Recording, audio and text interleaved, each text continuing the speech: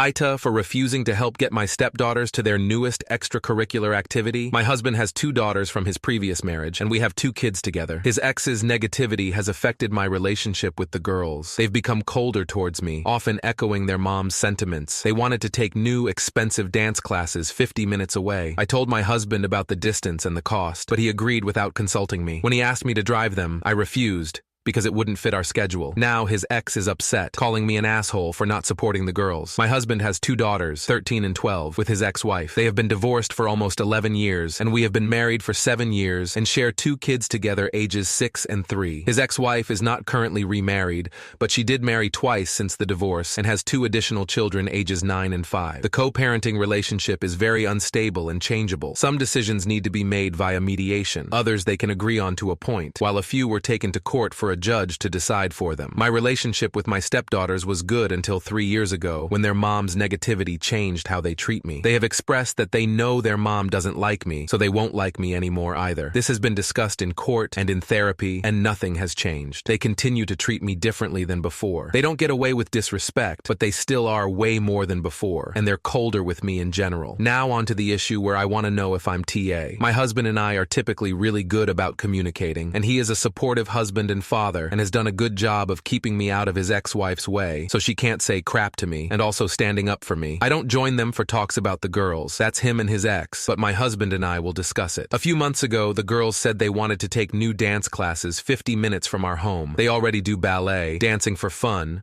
which is free, and gymnastics. But these dance classes are different. They're also more expensive than the other extracurriculars they do. I told my husband I thought the new dance classes were too far and too expensive, and I said they would not work with the schedule we already have. But when he and his ex sat down to discuss it, he agreed to these new dance classes, which he and his ex will split 50-50ths. When he told me I wasn't thrilled because he didn't tell me he was going to agree to them. But I know it's not my decision. But I told him I could not and would not help get the girls there. He told me we'd figure something out. The girls were back with us 2 days after this talk, and they said their mom told them I didn't want them to do these dance classes, and sucks to be me because I don't have a say because I'm not their parent. My husband told them not to speak to me like that. He was unable to get his parents to take the girls to the new classes, so he wanted me to do it. I put my foot down and said no. He said he couldn't because he had to work. I told him I had to drop our 6-year-old off at his extracurricular that day, and it would not work with time. My husband asked his ex if she'd bring them every week, and she's saying I'm such an asshole for not driving them, and how dare I think I get any say in this, that I need to do what the kids want and stay out of their way otherwise. AITA, relevant comments. Commenter, NTA. You defend your husband, but he's part of the problem. 1. Your husband should have never told his ex-kids that you thought negatively of the class, especially without the context that it's too difficult for them to get there. 2. Your husband clearly didn't hear you when you said you wouldn't take them. 3. You don't have to be part of hubby X's conversation, but then hubby X cannot make you part of the plan. 4. Tell hubby that your conversations with him need to be confidential. 5. Tell hubby/X/girls that the girls cannot disrespect you and then think they can have their hand out for anything other than the meals you cook at home.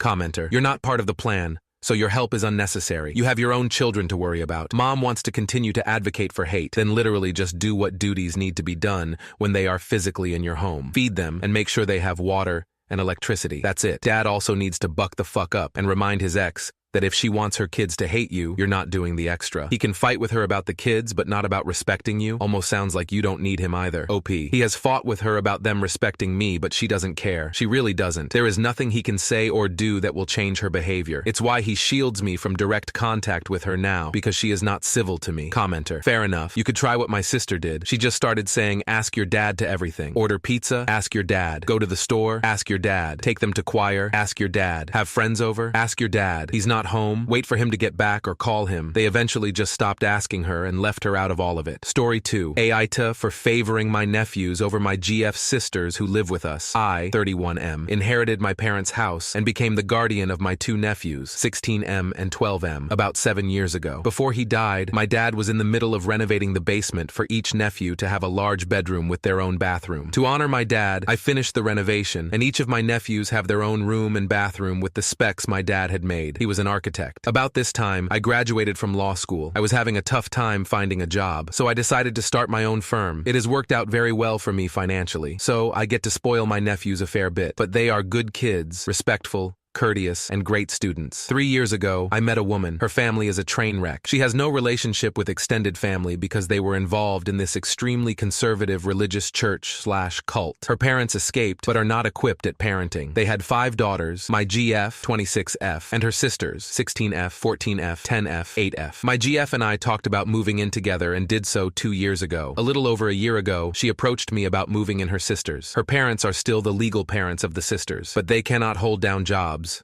etc. My nephews and I discussed about the sisters moving in. They agreed, but only if they get their rooms and bathrooms. I said, absolutely, and told my GF. This meant the 4 sisters would share 2 small bedrooms and a small bathroom. The living arrangement has been rough. The girls are on top of each other and constantly bickering. My GF has asked if we could have 2 of her sisters share one of the basement bathrooms. I said no. My GF makes less than a tenth of what I do. My GF and I split groceries and utilities, but I pay for all the other shared expenses. Other than paying for standard living expenses, I do not pay for many things for the girls. My perspective is that is for their parents and/or my GF to do. I do buy things for my nephews like concert tickets, video game systems, movie tickets, etc. This came to a head recently because my oldest nephew and GF's oldest sister have birthdays only about a month apart. For GF's sister's 16th birthday, I bought her some makeup and a nice purse. It was about $100 total. My nephew wanted to take his girlfriend to a Taylor Swift concert. I got him 2 concert tickets to go in about a month. I also bought him a car. My GF's sister felt some type of way. She is a Swiftie and hates my nephew's girlfriend. They go to the same school. After his birthday, my GF called me an AH. She said she was tired of me favoring my nephews and it needs to change. I told her that my nephews are my responsibility.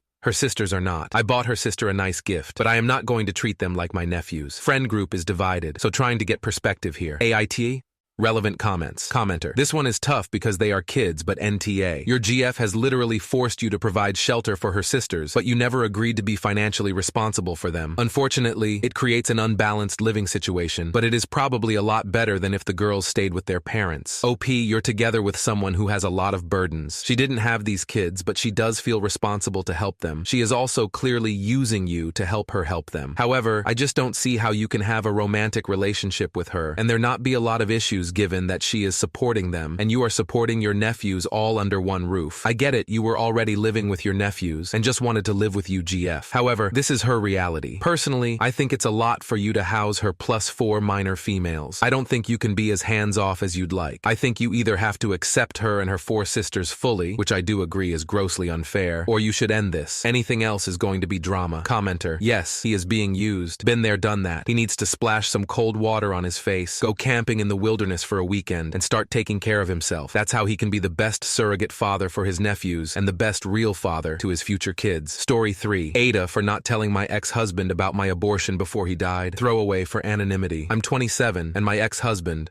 34, died yesterday from a drug overdose. We were married for 2 years, but his addiction tore us apart. I tried to support him, but his constant relapses made the relationship unbearable. 4 months ago, I finally left him for my own sanity. 2 months after our divorce, I discovered I was 10 weeks pregnant. I was already struggling emotionally and financially, and I knew he was still lost in his addiction. The idea of bringing a child into this chaos terrified me. After much agonizing, I decided to have an abortion. I didn't tell him. I didn't think he'd be able to handle the news, and I wasn't sure how he'd react given his unstable state. He was not fit to be a father, and he had made it clear he didn't want to be contacted ever again. Yesterday, I found out he overdosed and died. I've been heavy with guilt, wondering if I should have told him. My mom thinks I was wrong to keep it from him, but at the time, I believed it was the best decision for both of us. AITA for not telling him about the abortion before he died. Relevant comments. Commenter. Some secrets should stay secret. This isn't a secret to be ashamed of. It was a decision you made out of compassion for everyone involved. You had all the right motivations and did what you thought was best. His passing is tragic, and I'm sorry for your loss. Divorced or not, this must be hard. Don't let the what-ifs eat you up. Commenter. What would telling him have accomplished? Nothing. It wouldn't have changed your reasons or your actions. What you are feeling right now is your grief talking. You've mourned his loss to his addiction many times already, I'm sure. But I'm also sure each time you had hope he would recover and get clean. This time, you are mourning his death, something he can never recover from. Give yourself permission to grieve. You once loved him. You can mourn the future you he's never going to have. Story 4. AITA for breaking up with my fiancé for telling her best friend she was not engaged. My now ex-fiancé, 30F, and me, M27, got engaged 3 weeks ago. We've been dating for 5 years, and I finally got the money to give her the wedding she wanted. Well, 3 days ago, we were discussing our guest list, and I asked if she wanted to invite her best friend. Let's call him James, M30. James lives in another state, but since they were friends for 10 years, I thought I could even pay for his travel expenses, since it would be great to have her best friend at the wedding. She denied, saying that it would take a lot of work to bring him, and she wanted to be a family event. Countless times she mentioned that James was like family to her, so I insisted. She got annoyed and said, I didn't even told him we were engaged. That took me by surprise. I tried to ask why, but she started stonewalling me, and I left her alone. After a couple of hours, I tried to ask her again why she haven't told him we were engaged, and she still refused to tell me, and I admit, my insecurity got the better of me. In the past, James had confessed he had feelings for her, which she turned down and basically friend-zoned him. But by the way she told me, it always sounded like she had him as a backup, something not only me, but her exes realized. She married him online. They always made they wow characters look like a couple, like wearing the same transmog and shit like that. When she had a fight with her exes, he was always there for her, and etc. I told her that made me uncomfortable, and if she was not planning to tell him, she might as well consider herself single, because I would not marry someone who couldn't be honest. Yes, I was pretty immature, but she did something even more immature. She texted him while showing me her phone, something like, hey, just so you know, I was engaged, but not anymore, and sent it to him. I told her to pack her things and leave my house. Ever since she left, she has been calling me, but I refused to answer. My mom called me, because she apparently called my mom, and said that I was an asshole for ending things for such a ridiculous thing. So, AITA, edit. I'm already low contact with my mom, but I'm going to make my decisions after I clear everything up, so I'm kinda promising an update. Relevant comments. Commenter. So your ex-fiancé didn't want to tell her boyfriend about you. Unless you poly sounds like a great reason to end an engagement. If you want to confirm that she was cheating, offer to meet up with her for lunch. When you get there, tell her if she wants any chance with you, she needs to unlock her phone, and you read all of her messages between him and her on all media. I'm sure you will find more than enough to confirm that leaving is the best choice. Commenter. Even in a poly relationship that's still messed up, lying, and cheating, polyamory requires honesty and transparency on each of the relationships. Commenter. She wanted to keep her backup plan intact. Maybe OP should reach out to James and tell him this, along with copies of any texts she sent to OP confirming this. But that might be my bias talking, because if my best friend just kept me around as a potential backup, I'd kick them to the curb. Commenter. There is a reason she won't tell her best friend that she plans on getting married. I mean, most women think getting married is one of the biggest things in life, and tell everyone she knows, unless it will put a damper on something. You know, boyfriends hate hearing their girlfriend is getting married. Commenter. NTA. She loves him, and not you. The first chance she gets to monkey branch to him, she'll do it. You don't need any closure, and she doesn't deserve any. If she denies you now, she'll deny you later. I have a cousin who lost his wife to an online Evercrack affair that turned physical. It's not worth it. Respect yourself, because she sure as hell doesn't. Thank you so much for watching until the end. If you enjoyed our videos, please don't forget to like, share, and subscribe to stay updated with our latest ones. Have a great day.